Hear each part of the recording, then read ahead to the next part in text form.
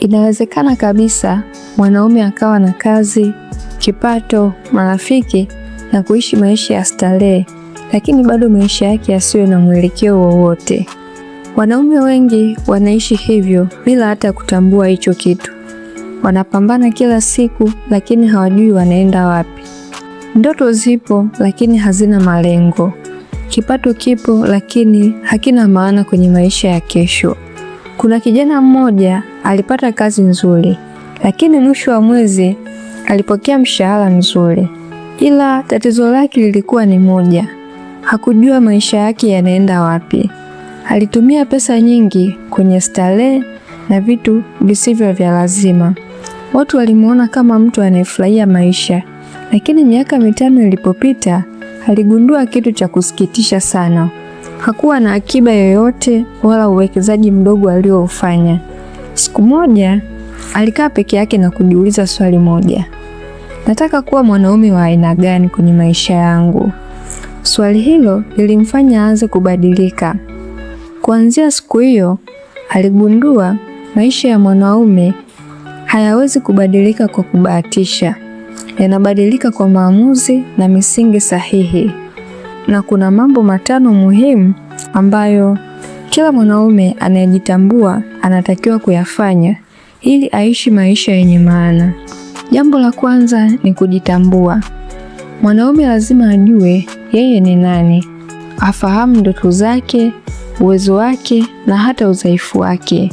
Mtu asiyejitambua anaweza kuishi maisha yote akijaribu kufurahisha watu badala ya kujenga maisha yake. Na jambo la pili ni kuishi kwa malengo. Maisha bila malengo ni kama safari bila ramani. Mwanaume anayetaka kufanikiwa huwa ana malengo ya muda mfupi na malengo ya muda mrefu. Malengo ndiyo yanayokupa mwelekeo wa maisha yako.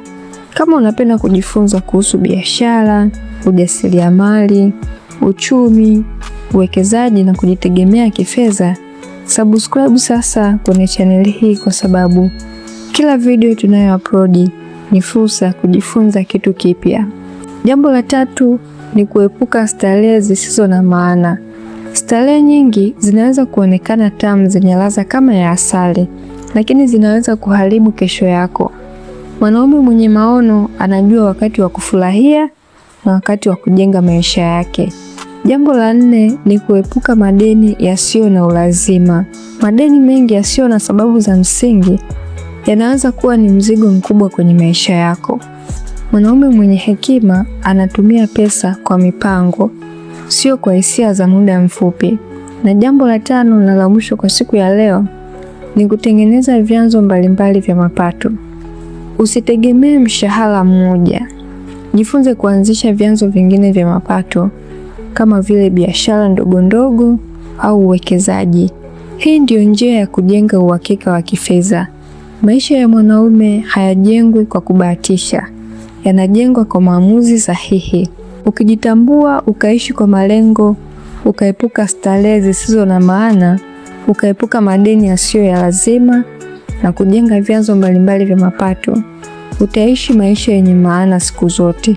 Mwanaume wa kweli hajengwi na kile alichonacho leo, bali na maamuzi anayoyafanya kwa ajili ya kesho yake. Anza sasa. Hili ni darasa la biashara na ujasiriamali. Asante.